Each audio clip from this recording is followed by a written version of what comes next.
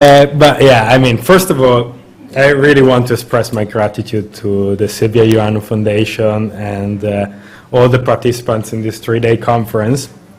And as a young researcher, I have to say that I really have learned a lot. So, and I treasure the opportunity to dialogue with all of you, especially reflecting on the specificities of the Mediterranean Corso in the early modern period and until the early 19th century. And I think as many in this room have already discussed or pointed during their presentations, I think this is a particularly crucial operation today, insofar as the history of the Mediterranean Corso, and here I have the pleasure to quote the evocative phrasing that recently was offered by Maria Fusaro, has only recently entered the domain of historical research, as for a long time it was the dominion of fantasy and misunderstanding more than scholarship. So I can certainly say that this very conference has been, I think, an important contribution to the collective endeavor, which was first explicitly articulated by Gregory Fisher in the 1950s, that is dispel the Barbary legend or the pirate legend and recover the forgotten history of the Mediterranean Corso. So what I would like to do today, nevertheless, is something slightly different, and I hope complementary. So rather than trying to dispel the Barbary legend, rather than trying to falsify popular pirate myths and find a way out of the dominion of fantasy and misunderstanding, I would ask you, for the short span of these 20 minutes, to linger in the space of myths, of fantasies and of legends. And I know what an uncomfortable kind of practice that might be for trained historians.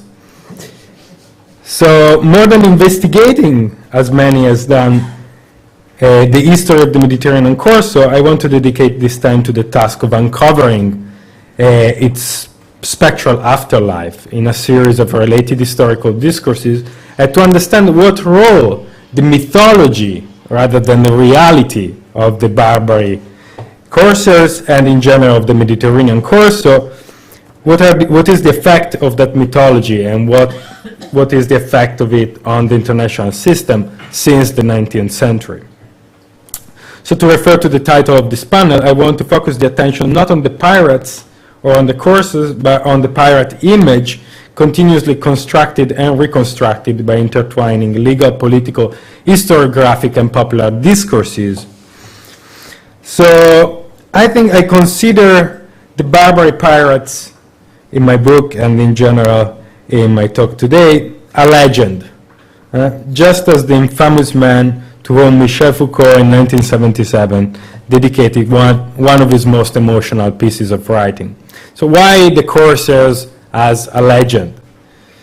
I think, first of all, because in all legends there is a certain ambiguity between the fictional and the real. And I think throughout this 2 days conference, I think that kind of came out, the ambiguity between the fictional and the real. But more importantly, because the juridical, literary, political, and historiographical texts that we have analyzed, in which the corsairs are variously portrayed either as a political pirates or as fanatic Ghazi, or as anti-colonial Turkish heroes, or as communist hostis omnium and enemies of humankind, all of this variety not only refer to a contested reality that certainly was there, but they are, and here I quote Foucault, directly operative within it. They form part of the dramaturgy of the real.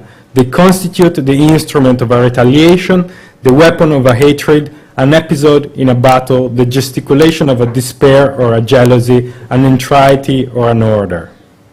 So I think when we read the proliferation of dubious portrayals of the Mediterranean Corso, especially after the 19th century, it must be remembered that whatever their inaccuracy, their exaggeration, or their hypocrisy, they are never neutral. They are discursive weapons in an always evolving matrix of power. So the question I will be really shortly focusing on is the following. How did the representation of the Barbary regencies changed between the 18th and the 19th century, and especially after the 19th century, after their demise. And how was the memory of the Mediterranean Corso evoked, exploited, manipulated, and made productive throughout the 19th and the 20th century? So to what extent the spectres projected by hegemonic narratives of a seemingly remote past continue to haunt our contemporary so-called globalized world?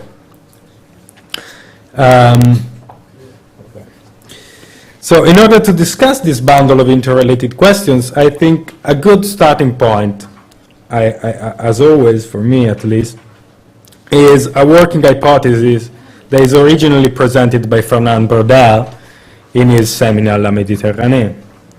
So according to the French historian, it is possible to isolate a fundamental conceptual shift in Mediterranean history, which roughly corresponds with the so-called 17th century northern invasion of the Mediterranean.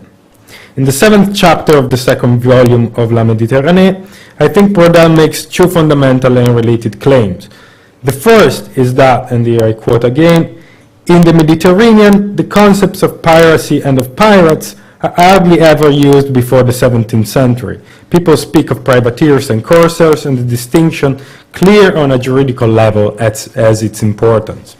And I think that this first hypothesis is largely proved by the available documents. But here I would like to have a discussion. At least at the level of official discourse, the Barbary cities in the 18th century, although we have been discussing how they were treated and represented by the Ottoman Empire, I think in European sources are considered and represented as legitimate polities, at least until very late in the 18th century. In fact, although formally part of the Ottoman Empire, they were often treated by European countries as independent sovereign state, and a number of official treaties, as you know, were agreed between members of the European Community of Nations and the cities of the Barbary Coast. Now, I mean, obviously, we can't go into the detail of this diplomatic history, but just to cite some numbers, I think between 1703 and 1830, Algiers entered into 12 treaties with Great Britain, to 5 treaties with France, to which we should add treaties with Sweden, Holland, Austria, Denmark, Spain, Portugal, the two Sicilies, Sardinia, and the United States of America. So a similar list could be repeated for Tripoli, Tunis, and Morocco. So it is hard to deny that some form of mutual recognition grew out of a continuous conflict between the two shores of the Mediterranean. And in all of these documents, we hardly find traces of pirates, outlaws, enemies of all communities, and even less enemies of the human race. So I think, as Salvatore Bono once summarized, and I think as was really fantastically represented throughout the conference, Il Corso, the Mediterranean Corso, has its laws, its rules, its costumes, and its traditions that have a very long historical course. It is a low-intensity warfare, not only between two distinct communities that recognize each other as inimical, but like that cross over like all of the different communities in the Mediterranean, with very different and interesting exchanges and crossovers. So in any case, before the late 17th century, we rarely hear of piracy in the Mediterranean, or at least we rarely hear any reference to Barbary pirate. And this is my first working hypothesis that I would like to put on the table for discussion. But what I would like to focus a bit more on is a second set of related questions, which Braudel only seems to suggest in passing. So given this distinction, this fundamental distinction between corsairs and pirates in the Mediterranean, how do we explain the gradual but inexorable terminological and conceptual confusion that grows and the conceptual shift between the classic conceptual couple corsairs, which is increasingly substituted and confused with the conceptual couple pirates. So should we simply discard this conceptual evolution as being the result of a growing terminological confusion, or is this symptomatic of much deeper material shifts. And my hypothesis, following a thesis that was already timidly advanced by Fernandez Duro, is that this terminological shift is symptomatic of a growing compenetration of the Mediterranean, the Atlantic, and the Indian Ocean. So I ask if maybe it could be useful to read again the history of the Mediterranean corridor in its last century at least, as part of a much wider history in which it appears to be increasingly absorbed, losing some of its historical specificity. So let's look a second, and I mean here really quickly at what is happening in the Atlantic and in the Indian Ocean around the same time. So we are towards the end of the 18th century and the beginning of the 19th century. So in the Atlantic war tradition, I think, which emerged during the 18th century, the prevailing definition of piracy is quite clear and hinges on the fundamental distinction between legitimate war by politically established societies, in particular the European states, and piratical violence. And therefore, pirates are defined as economically driven individuals, completely apolitical, operating independently from sovereign authorities. The essential problem that I think emerges much more clearly, which is already there in the history of the Atlantic, but which emerges much more clearly in the Pacific Ocean, in the Indian Ocean, and even more than in the Mediterranean, is the ambiguity of what is to be understood as a sovereign state, especially in the context of a complex cultural encounter between distant societies. So what defines the difference between a political community, a legitimate political community, and a piratical community? Is there a way to decide on the nature of a community that is scientific rather than political? So looking back at the history of European colonial strategies in the 19th century, it is glaring that the depoliticization implicit in the accusation of piracy has often been employed, at least, as a political instrument legitimizing colonial expansionism. From the perspective of European international law, centered on the model of the modern state, extra-European communities often seem to lack the necessary standards of civilization to be accepted as legitimate societies. Their violence was therefore more easily constructed as piratical in nature rather than being simply representative of war in its many forms. For instance, according to my study of British colonialism in 18th century India, the fact that Malabar's pirates were never recognized as political actors is predominantly due to the pervading influence of the European historical experience, specifically the model of the nation-state and its resultant regimes of territoriality. The assumption of absent or deficient political organization has characterized the construction of Asian piracy in European sources and historiography. In the 19th century, I think what is particularly interesting is that colonial powers not only refer to corsairs and pirates, as in there are corsairs sailing off Algiers, for example, but there is an increasing tendency to essentialize communal identities, and European and Western power increasingly refer to piratical communities and even pirate states. The difference is, I think, minimal but fundamental. It is one thing to say there are corsairs sailing off Algiers, and it's a different thing to say Algiers is a piratical community or Algiers is a piratical state.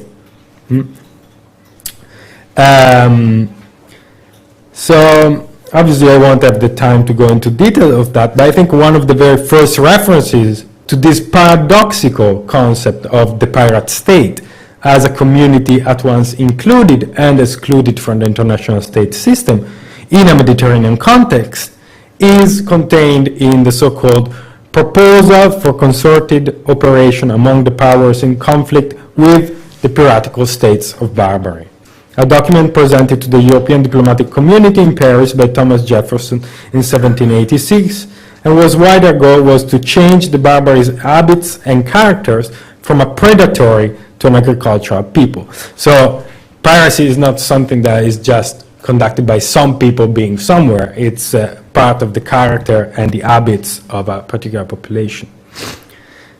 So I won't go into detail, but in the following historiographical literature that follows the French colonization in the 1830, this representation of piracy, I think, becomes more and more hegemonic, and the Mediterranean corso in its specificity is kind of erased and substituted by an image of the Mediterranean as a growing commercial arena chronically plagued by the parasitical piracies of North African people. So the two-sided, or like many-sided really, nature of maritime struggle in the Mediterranean has been erased. So this is the Barbary legend, and I think we did a great job during the conference to kind of work against that. I think this legend or myth is very operative today as well. Okay. So I will limit myself to like 3 very quick examples of the way in which this myth has been operative in the last 150 years, if you will. The first one, in the Magellan pirate case of 1853. Britain, I think, not only claimed the right to treat as outlaws foreign insurgents, and I think this is particularly important for the colonial sphere, but it also suggested the possibility that entire states may be considered pirates and treated accordingly. And in the official statement by the British Court of Admiralty, it is concluded that even an independent state may be guilty of piratical acts. What were the Barbary pirates of olden times? What many of the African tribes at this very moment? It is, I believe, notorious that tribes now inhabiting the African coast will send out their boats and capture any ship becalmed upon their coasts. Are they not pirates? Because perhaps their whole livelihood may not depend on piratical acts. This is the British Court of Admiralty in 1853. So I think the Barbary pirates are used as a precedent in an interesting way. Another example that I want to pose, I think, is interesting in many different ways, happens during the naval blockade of Germany in 1919.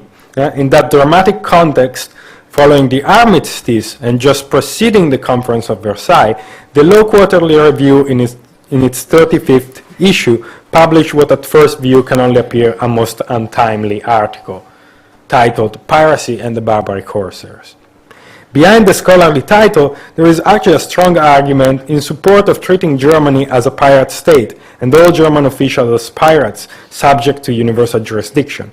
It was signed by no less than the Queen Professor of Comparative Law at the University of London, Julius de Montmorency, then one of the most influential legal authorities in the English-speaking world. With an original twist of perspective, de Montmorency proposes to use the colonial concept of piracy and this myth as a model which should be used and universally applied in order to reform the entire structure of international law and order.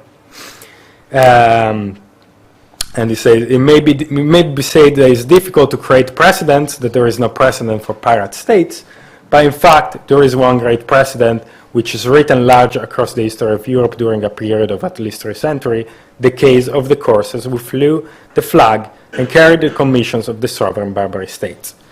As I think David presented very well in the very first speech of this conference, this is used, and also today to a certain extent, and it was used before Afghanistan in 2001, in Iraq 2003, in Libya 2011. There were attempts to use this Barbary myth in order to support the transformation of international society. So to conclude, if there is an analogy between our contemporary international society and the Mediterranean of the 19th century, it is almost exactly the opposite of what much popular and some official belief holds true.